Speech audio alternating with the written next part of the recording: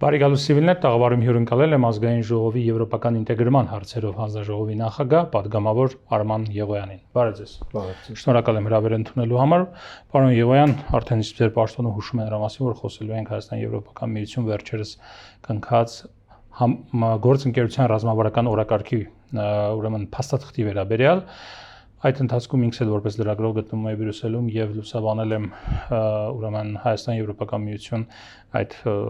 գործընկերության փաստաթղթի ստորագրումից հետո տեղի ունեցած ասուլիսը, բայց նաև շատ հետաքրքիր է իմանալ, թե ինչու նախ ծագեց սրա կարևորությունը այս փաստաթղթի, որովհետև կա ՍԵՊԱ, որը իրավապայմանագրային բազան է Հայաստան-Եվրոպական միություն հարաբերությունների, եւ ինչու էս, չգիտեմ, 70 քանի էջանոց փաստաթուղթը կարևոր էր հենց հիմա ունենալ։ Շատ լավ, բարև ձեզ, շնորհակալություն հրավերի համար, ոչ թե կարևոր էր հենց հիմա ունենալ, այլ հարաբերությունները խորանում են եւ հարաբերությունների խորացմանը զուգահեռ կարիք կա թարմացնելու կամ upgrade անելու, հա, մեկ աստիճանով բարձրացնելու 2018 թվականի փետրվարին դեռ կնքված գործընկերության առաջնահերթությունների մասին փաստաթուղթը։ Եվ սա այդ փաստաթուղթն է, այսինքն քանի որ այս վերջին 7 տարիների, 7.5 արդեն տարիների ընթացքում այդ փաստաթղթից հետո հաշված հարաբերությունները ուղղակի անհամեմատելիորեն փոխվել են Հայաստան-Եվրամիություն, կարիք կար, որ դա ձևակերպվի քաղաքական բնույթի փաստաթղթում, ՍԵՊԱ-ն, այո, իրավապայմանագրային բազան է, բայց ՍԵՊԱ-ն միջպետական պայմանագիր է, որը կարգավորում է, ինչ ասեմ, այսպես իրավական բնույթի հարցեր, ոչ միայն քաղաքական, հա, ոչ միայն քաղաքական շրջանակ է, այլ ներառում է նաև իրավական դետալներ, որոնք պատշաճ են, որ ուրեմն ներառվեն միջպետական պայմանագրին։ Սա քաղաքական փաստաթուղթ է, հարաբերությունների նախ առկա վիճակը ֆիքսող, հեռանկարները ֆիքսող, փոխադարձ իրավունքներ եւ պարտականություններ քաղաքական մակարդակում սահմանող եւ դա է, այսինքն մի քանի ուղղություններ կան այս փաստաթղթում, որ նաեւ եվրոպացի գործընկերներն են ասում, որ դրանք հենասյուներն են այս փաստաթղթի, հա, դա անվտանգությունն է, տնտեսություն, տնտեսական դիվերսիֆիկացիան եւ վիզա լիբերալիզացիան, վիզաների ազատականացման ընդհանուր այս գործընթացը։ Գալով անվտանգությունից նոր բան է, որ Եվրոպական միությունը անվտանգության պրովայդեր կամ գործոն է դառնում տարածաշրջան։ Պրովայդեր չասեմ, գործոն է դառնում տարածաշրջանում։ Եկեք ասենք անվտանգային ոլորտում համագործակցություն ենք սկսում։ Այդպես էլի, պրովայդ հիմա մենք էլ օրինակ իրենց ենք ինչ որ այո, որովհետև մասնակցելու են միսիաների, որովհետև հայեցողաբար, այո, այսինքն սա մի ընկալեք որպես այսպես միակողմանի։ Հասկացա։ Շատ լավ, բայց դա հետաքրքիր է այն իմաստով, որ Եվրոպական միությունը միշտ ընկալվել է որպես տնտեսա-քաղաքական միավոր, աշխարհաքաղաքական գուցե նաև միավոր, եւ միշտ անվտանգությունը վերցրել է այլ կառույցից, դա ՆԱՏՕ-ն է, հա։ Ինչ է փոխվել եւ ինչպես կարող է Եվրոպական միությունը անվտանգային հարցերով գործընկեր լինել։ Եվրոպական միությունն է փոխվել։ Այդ ձեր ասած ընկալումները առաջ էին, միշտ ասելով ամենայն դեպս վերջին 10 տարում, որ այդ ընկալումը շատ էականորեն փոխվել է, Եվրամիությունը ունի ընդհանուր անվտանգային եւ արտաքին քաղաքականություն կոչվող համակարգը, որը ենթադրում է, որ ընդհանուր անվտանգային եւ արտաքին քաղաքական հարցերը պետք է ընդունվեն եւ որոշումները պետք է ընդունվեն համակարգված։ Ինչն էլ որ արվում է եւ այդ շրջանակներում Հայաստանը հետ այսօր այնտեղ նշված է, էլի մանրամասն մեր մասնակցությունը ուրեմն բաներում ճգնաժամային կառավարման գործողություններում, այսինքն այլ կերպ ասած, իրենց քաղաքացիական եւ ռազմական առաքելություններում ամբողջ աշխարհում ուրեմն տեխնիկական բնույթի աջակցություն, ֆինանսական բնույթի աջակցություն, կրթական բնույթի աջակցության մասին է խոսք գնում մեր իրավապահ մարմինների, ինչպես նաև պաշտպանական գերատեսչության ներկայացուցիչների համար, այսինքն այստեղ կարող ենք մենք խոսել ուրեմն անվտանգային ոլորտի համագործակցության մասին այնքանով, ինչքանով որ դա հիմա կա Եվրոպական միության ԵՄ ինստիտուտների մակարդակում։ Շատ լավ։ Որտեղից որ կարող է նաև դուր բացվել դեպի անդամ պետությունների հետ համագործակցություն, այո, սա է ոնց այդ շրջանակն է, որը մեծ հաշվով հիմա արվում է, օրինակ Ֆրանսիայի հետ ունենք այո, հիմա արվում է, բայց Ֆրանսիայի հետ արվում է առանձնաշնորհյալ հարաբերությունների բերումով։ Շատ պետություններ, մենք կուզենայինք այլ պետությունների հետ էլ դա լիներ, եւ այս փաստաթուղթը ինչ որ առումով այդպես ուղեցույց կարող է լինել քաղաքական առումով կամ carte blanche կամ ոնց կուզեք կամ այսպես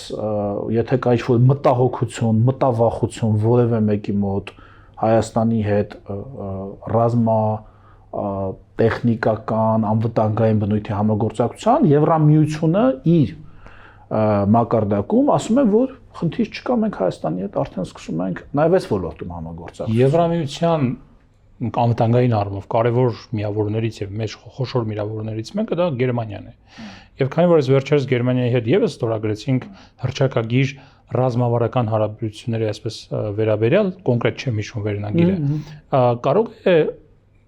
այս կոնտեքստում այդ հարցը ուղղեմ, էլի կարող է սա նաև այդ դուր բացելու կոնտեքստում հնարավորություն ստեղծել Գերմանիայի հետ եւս անվտանգային, ռազմական, ռազմատեխնիկական բնույթի հարաբերություններ ստեղծել եւ զարգացնել։ Հա, նո Գերմանիայի դեպքում, եթե կոնկրետ Գերմանիայից ենք խոսում, Գերմանիան ինքն էլ տեղով դուր բացողներից է, այսինքն ինչ որ առումով կարող ենք ասել, որ ով է դուրը բացում, ինչ որ առումով, հա, պետք է նաև այստեղ որտեղ խոսքը շատ խոշոր տնտեսության մասին է, բայց որ կողմից էլ որ համարենք դուրը բացված, այն բացվել է, որ կողմից էլ Գերմանիայից դեպի ԵՄԹ, ԵՄ-ից դեպի Գերմանիա սա չի է, այստեղ էականն է, որ այդ դուրը բաց է ռազմավարական համագործակցության համար, ռազմատեխնիկական էլ դե պետությունների հետ նաև ռազմական ինչու՞ չէ։ Հնարավորությունը բաց է, հնարավորությունը մնացածը քաղաքական։ Հա, դուրը բացվել է, քաղաքական հայեցողության հարց է, այսինքն կլինի դա ռազմական, տեխնիկական, կրթական, զենքի տեսքով, զինամթերքի տեսքով, ինչպես օրինակ Ֆրանսիայի հետ արդեն կա, հա, Եվրոպական միությունում կան շատ պետություններ, որոնք ունեն շատ լավ զինատեսակներ, շատ լավ ռազմաարդյունաբերություն, եւ ինչու՞ չէ, բոլորի հետ էլ մենք պատրաստ ենք ունենալ նման համագործակցություն եւ թե Գերմանիայի, թե Եվրամիության հետ ստորագրված այս փաստաթղթերը նաեւ դրան կարող են նպաստել։ Շատ լավ, անվտանգության տեսանկյունից Եվրոպական միությունը անվտանգություն իհարկե շատ ավելի եւ Հայաստանը կարծում եմ անվտանգությունը շատ ավելի լայն են դիտարկում, քան զուտ սպառազինություն, զինատեսակներ։ Եվ ասուլիսի ժամանակ եւս Սակայա Կալասի Մարտակոսի եւ պարոն Զուրաբյանի մասնակցությամբ խոսվեց դրա մասին, ասվեց, որ խոսքը նաեւ օրինակ հիբրիդային հարձակումների, հիբրիդային պատերազմների շրջանակներում ապահովող տեղեկատվական, այո, տեղեկատվական անվտանգության մասին է եւ արդեն կան ծրագրեր այդ ուղղությամբ եւ սպասում են նաեւ նոր միջոցառումներ եւ ներդրումներ Եվրոպական միության եւ այստեղ Կայա Կալասը եւ օրինակ Մարտակոսը կոնկրետ բերեցին Մոլդովայի օրինակը, որ Հայաստանը եւս ենթարկում է նման հիբրիդային հարձակումների խոսելով Ռուսաստանի մասին հատկապես հիմա հարց կարիքների տեսանկյունից Հայաստանը ինչ է կոմունիկացրել Եվրոպային այս տեսանկյունի այս առումով եւ արդյոք իսկապես Հայաստանը սպասում է որ Մոլդովայի օրինակով հայկական մեդիա տարածք հայկական ուրեմն տեղեկատվական տարածք, պաշտոնական շրջանակների նկատմամբ եւ այլն ընտրությունների ընդառաջ կլինեն նման հարձակումներ եւ այստեղ պետք է անպայման Եվրոպական միության աջակցությունը եւ դա ընդհանրապես նոր ֆենոմեն է աշխարհում եւ Հայաստանում էլ ու դա արդեն կա դուք տեսնում եք այս տեղեկատվական գրողները, ասենք ո՞ր մեկը ասեմ, ես բացում եմ, տեսեք, ես ասենք բավականին տեղեկացված մարդ եմ էլի, ընդհանրապես մեր քաղաքական անցուդարձ, ես բացում եմ մեր լուրերը եւ ես այնտեղ չեմ կարողանում գտնել տեղեկություն այն մասին, թե ինչ է կատարվում։ Չկա ուղղակի 70%-ը հորինված կա։ Մեր լրատվական դաշտի 70%-ը հորինված կա հեքիաթներ, չէ՞։ Օրինակ, ասենք պարզ բան, վարչապետը հստակ տոկոս եք ասում։ Օրինակ դա հստակ լավ 70.05, լավ, բայց թող լինի 65, թող լինի 75, նկատն ինչ որ մասը ճնշող մեծամասնությունը, ես գիտեմ, չէ, ասենք հիմա ես լսում եմ վարչապետի ելույթը ազգային ժողովում բյուջեի քննարկման ժամանակ, ասում է իհարկե մենք կարող ենք թոշակները բարձրացնել 10,000 դրամով թոշակառուների, բայց ինչի վրա պետքա թոշակառուները ծախսեն այդ գումարը։ Մենք գիտենք, առողջապահության, դրա համար մենք որոշել ենք ամբողջ գումարը դնենք մեկտեղ, բոլորի համար ապահովենք առողջապահական ապահովագրություն համակարգ, որ արդեն պետքա գնա դեղ առնի, այդ դեղը արդեն պետությունը իրեն կտա, կառնի, կտա, չէ՞, միտքը դա է։ Բացում լուրերը վարչապետն ասեց, թե ինչի վրա պետքա ծախսի, որ այդ փողը տանք վերջակետ, ու վերջացավ լուրը այդտեղ, ու վերջացավ։ Ու վերջը ոչ մեկ չիմացավ։ Ստացվում է չենք բարձրացնել այդ գումարը։ Ստացվում է, որ հա փողը կա այնտեղ բարձի տակ, դե բարձի տակ չի։ Առողջապահական ապահովագրության համար է գնալու եւ ոչ թե 10,000 դրամ, այլ 130,000 դրամ ամեն մարդու հաշվով։ 130,000 դրամ ամեն մարդու հաշվով, իսկ մենք խոսում ենք 1.5 միլիոն մարդու մասին, որովհետեւ 65-ից բարձրերի եւ մինչեւ 18 տարեկանների, ինչպես նաեւ այնտեղ հաշման դամություն ունեցող անձանց նպաստառուների կատեգորիաներ կան, ընդհանուր մոտավորապես 1.5 միլիոն մարդու մասին ենք մենք խոսում, փոխանակած լուսաբացա չի լուսաբանվում։ Հետո ասում են մարդիկ հարցեր ունեն, չի կոմունիկացում, հետո մեր լրատվական դաշտը զբաղված է պրոպագանդիզմով,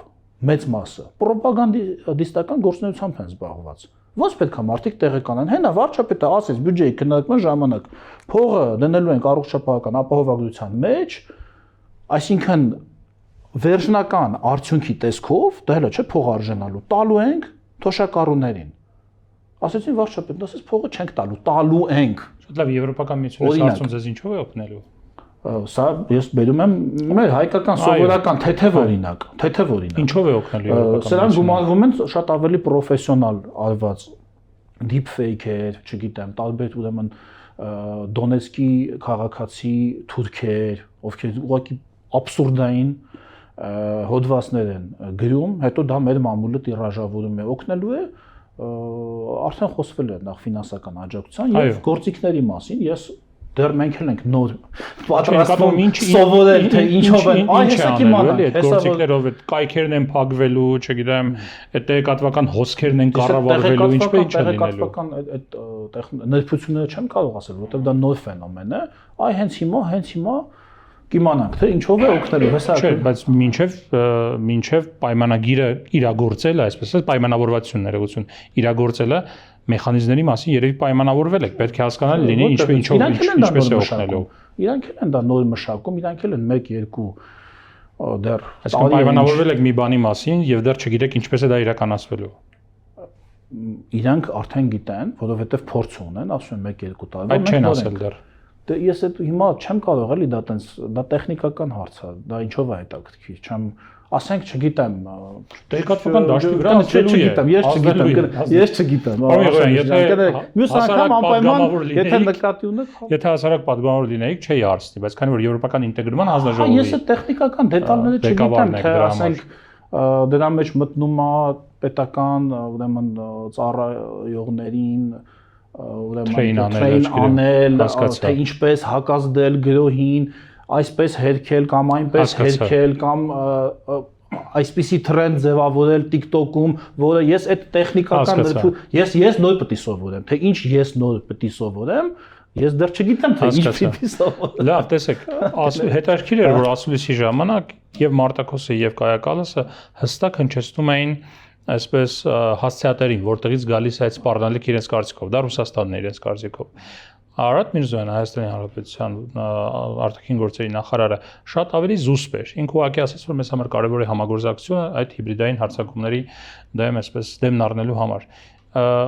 Հայաստանը չի կիսում այդ տեսակետը, որ Ռուսաստանից է գալիս հիբրիդային հարձակումները,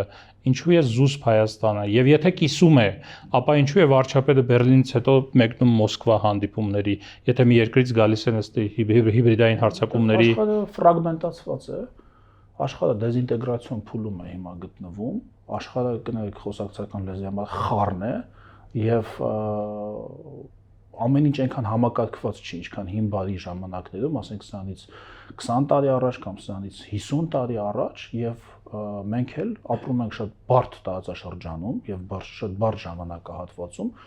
եւ փորձում ենք բոլորի հետ ընդհանուր լեզու գտնել, բայց ինչ եք առաջարկում յուղ լցնել, ասենք կրակի վրա, այսինքն հիմա ես ոչինչ չեմ առաջարկում, ես հարց եմ ասում, ասում եք Մարտակոսը ասեց, իսկ Արարատ Միրզոյանը զուսպ, որտեղ Արարատ Միրզոյանը Հայաստանի Հանրապետության արտգործնախարարն է։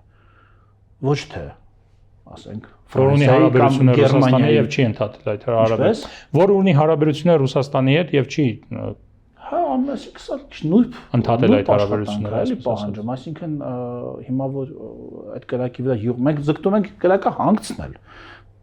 յուղ լցնելով հաստատ չի հանգի այդ կրակը, դա կրակը մենք հեսա սովորելու ենք, հեսա կիրառելու ենք կրակ հանգցնելու գործիքները, մեզ պետք չի կրակը բոյբոքել։ Եթե պետք լինի, հաստատ դրա ձևերն էլ գիտենք, բայց դրա ժամանակը չի, պահը չի եւ դրա պատեհությունը չկա, ինչ ասեմ, այդքանը։ Տեսեք, պարոն Եղոյան, հիմա կարծես թրենդ է դարձել աշխարհի երկրները միմյանց հետ ռազմավարական բնույթի փաստաթղթեր են ստորագրում։ Օրինակ, չգիտեմ, սրանից 10 տարի առաջ անհնար էր պատկերացնել, որ Հայաստանը մի օր կգա եւ կարողանա կամ կմտածի ստորագրել ռազմավարական բնույթի փաստաթուղթ Իրանի հետ, որը կարծես գործընթացի մեջ է, Չինաստանի հետ,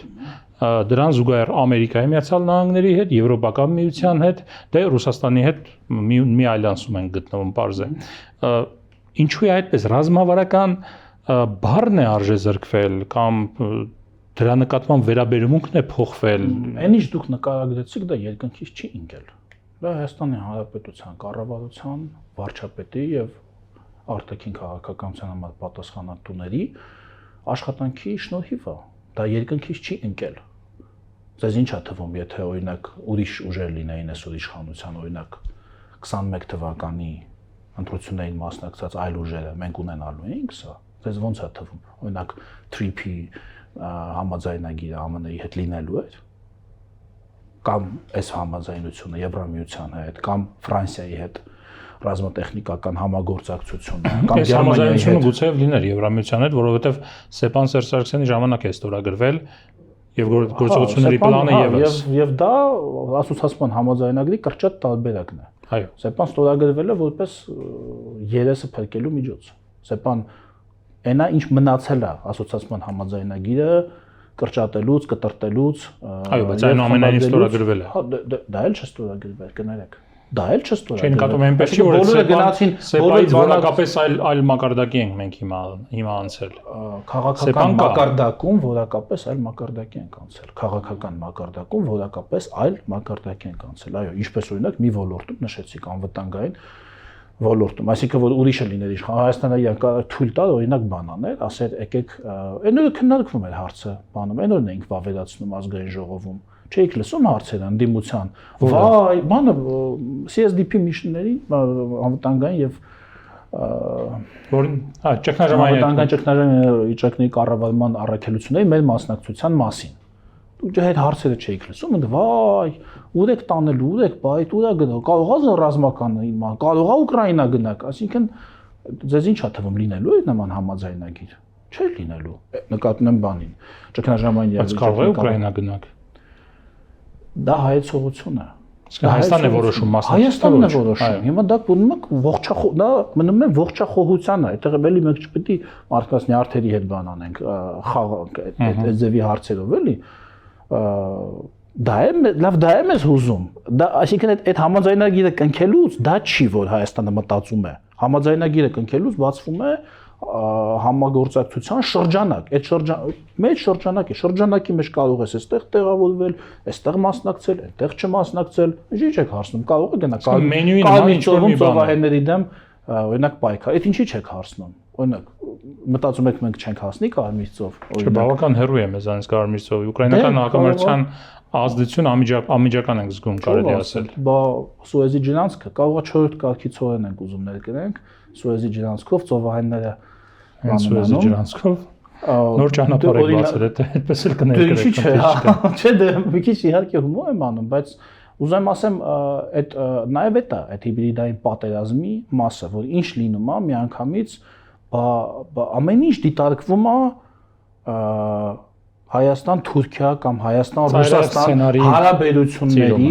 կոնտեքստում, բայց այս աշխարհում, բացի Հայաստան-Թուրքիա եւ Հայաստան-Ռուսաստան հարաբերություններից, հազար հատ այլ հարաբերություններ կան։ Եթե մենք ամեն ինչ դիտարկենք այդ երկու հարաբերությունների պրիզմայով, մենք չենք տեսնի այն մյուս հնարավորությունները եւ վտանգները նաեւ։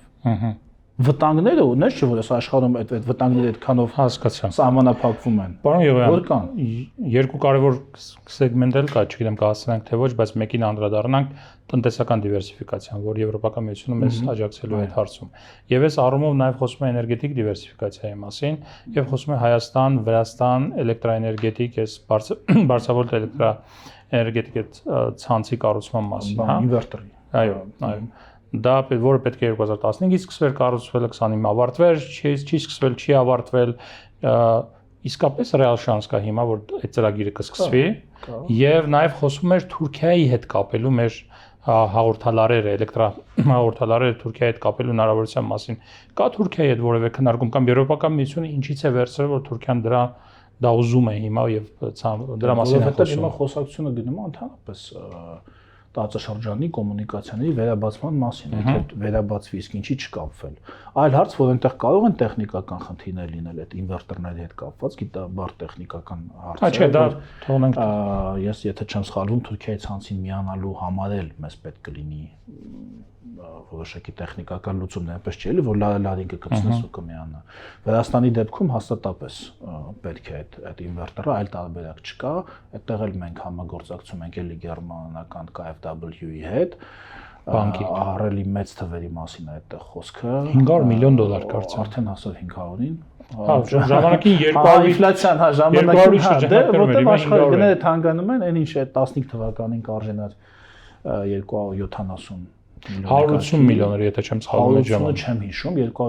270-ն եմ ես ֆիքսել։ Կարող է հետո է թանկացել մի փոքր։ Հիմա 500-ն էլ չէի լսել, 500-ը հնչեցրեց մարտակոսը։ Խոսքով հարյուրավոր միլիոնավոր դոլարների մասին է այդտեղ խոսքը, դա շատ կարևոր հարց է Հայաստանի Հանրապետության համար, որովհետև մենք առանց էլ ունենք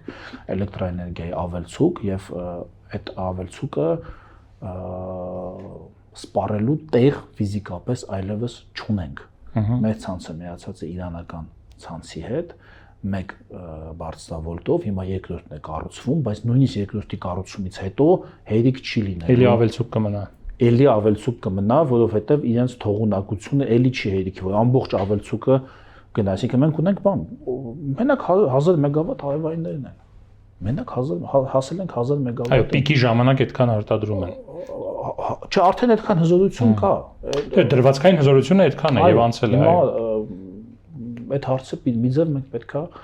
լուծենք, որովհետեւ էլ արդեն տեղ չկա ցանցում։ Եվ այդտեղ Եվրամիության եւ հատկապես Գերմանիայի եւ ես ուզում եմ ասել, որ այստեղ նաեւ շատ կարեւոր է եղել Գերմանիայի թե նախկին, թե ներկա կանցլերների քաղաքական դիրքորոշումը, ծրագիրը մինչեւ վերջ, այսինքն ծրագիրը սկսելու հաստատապես եւ կես ճանապարհից հետ չկանգնելու։ Դա շատ կարեւոր է եղել։ Հասկանալի։ Եվրոպական միության դիրքորոշումը ատոմակայանի վերաբերյալ Հայաստանի նախկինի նման է, թե կոնսերվացրեք անցնեք առաջ, թե փոխվել է։ Եվրոպական միությունը նման դիրքորոշում նախ չի ունեցել։ Չէ, նախկին ասում էին գումար կտանք կոնսերվացրեք։ Ոչ, ասում էր հասար պայում շատ հստակ գրված է նորով փոխարինելու ժամանակ։ Նորով փոխարինելու ժամանակ Եվրամիությունը երբեք չի ասել կոնսերվացրեք առաջ գնա։ Այդ խաղոպար չի կոնսերվացնել առաջ գնալը։ Բայց ես ուրիշ բան եմ ստեղ ուզում ասել։ Մեր ատոմակայանը ունի գործունեության ժամկետ 2036 դա Եվրամիության ասելով չի իր ժամկետն է դա գիտնականներ գիտեք ինչու եմ ասել ինժեներներ ոլորտի մասնագետները դա այս համատեքստում հիմա խոսում են նրա մասին որ այդ Թուրքիայի հետ էլ որ կապենք էլեկտրահաղորդման գծերը այս վերջի վերջող սա հանգեցնելու է չգիտեմ ատոմակայանի փակմանը կոնսերվացիային եւ այլն բան նորի կառուցումը Բա այդ կներեք էլի տեսեք այդ մասը ասում է, բա նորի կառուցումը, նորի կառուցումը դա կեղծորակարգ է։ Բայց ոնց է կեղծորակարգ։ Քանի քննարկում է եղել, արդեն կան հստակ նույնիսկ տարբերակները, որոնց շուրջ գնում են քննարկումներ, հա, այսպես ասեմ, չասեմ բանակցություն, որ չասեք, որ երբ որն են առաջարկել, քանի մեգավատանոց, քանի հատ ինչ գնով, դրանք էլ կարող եմ ասել, բայց դա չի էական։ Էականն է, որ քաղաքական պատրաստակամությունը եւ կարիքը դրա կա նաեւ էներգետիկ անվտանգության տեսանկյունից ոչ միայն էներգետիկ ինքնաբավության, այլ էներգետիկ անվտանգության տեսանկյունից դա էլի տեխնիկական նրբություններ են գիշեր, ցերեկ, էներգիայի տեսակներ կանգնեցնելու այնտեղ հնարավորություն մի խոսքով էլի մեր ցանցը պետք է լինի էներգիայի աղբյուրը բազմազան, ինչպես հիմա է, մենք չենք պատրաստվում հրաժարվել ատոմային էներգետիկայից, այլ հարց է, որ 36 թվականի ժամկետը լրանում է եւ մինչեւ այդ մենք պիտի արդեն կառուցած լինենք նոր ատոմակայան, եթե պատրաստվում ենք բայել ատոմային էներգետիկան, իսկ մենք պատրաստվում ենք։ Լավ, եւ վերջին հարցը, կխնդրեմ կարճ անդրադառնանք վիզաների ազատականացմանը, արդեն գործողությունների պլանը հայկական կողմը ստացել է։ Եվրոպական միության գործընկերներին, որ հարցնում ենք, ասում են դե հայկական կողմից է կախված, երբ կավարտեն, եւ ասում են, որ դա կարող է տարիներ տևել։ Մեր տրամադրվածությունը ինչպիսին է հայկական կողմի։ Արագ ավարտել, չէ, տրամադրվածությունը նկատում եմ աշխատանքային տրամադրվածությունը։ Աշխատանքային տրամադրվածությունը արագ ավարտել, որքան կտևի դա։ Մարտական է աշխատանքային տրամադրվածությունը, այդ փաստաթղթում որևէ անիրագործելի բան չկա։ Շաբաթներ առաջ հայկական կողմին հանձնված շատ իրագործելի կետեր են, մի մասը արդեն կարելի ասել համարյա թե իրագործված է, մյուս մասը իրագործված է։ Վիզաների ազատականացման գործողությունների պլանի մի մասը արդեն իրագործված է։ Նկատի ունեմ, դրանք ընդհանուր դրույթներ են, որոնց ասենք դա բան չէ, էլի մեկ քայլանի գործողություն չի։ Հիմա ասենք օրինակ վիզաների բիոմետրիկ անձնակների հետ կապված։ Հիմա մրցույթը արդեն եղել է։ Այսինքն պրոցեսը այնպես չի, որ մենք հենց նոր պիտի մտածենք դրա մասին։ Արդեն մրցույթը եղել է, արդեն հաղթող ընկերությունը կա, մյուս հուլիս ամսին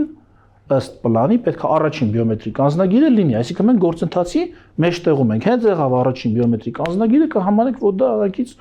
դուրս եկավ, ուրեմն սահմանների նորմալ, ուրեմն այդպես համալիր վերահսկողություն, այդտեղ էլի աշխատանքներ կատարվում են անձնական տվյալների պաշտպանության հետ կապված հանրային կարգ, անվտանգություն, առողջապահական ապահովագրության մասին այնտեղ առանձին կետ չկա, փոխարենը կա կետ, որ Հայաստանը պետք է հանձնառու լինի փոխհատուցել Եվրոպական միությունում, ուրեմն ապաստան հայցած այդ հարցով ապաստան հայցած եւ օգնություն ստացած, առողջապահական օգնություն ստացած քաղաքացիների իրենց վրա ծախսված գումարը։ Կոպիտ ասած, եթե 10 քաղաքացի տարվա մեջ գնացել է եւ այնտեղ ապաստան է հայցել, ստացել է, չգիտեմ, $1 միլիոն, $1 միլիոն եվրոյի բժշկական սպասարկում, Հայաստանը պետք է փոխհատուցի դա։ Այո, այդպես է նախատեսվում ըստ այդ գործողությունների ծրագրի, բնականաբար մեր նպատակն այն է, որ ինչքան հնարավոր է քիչ մարդ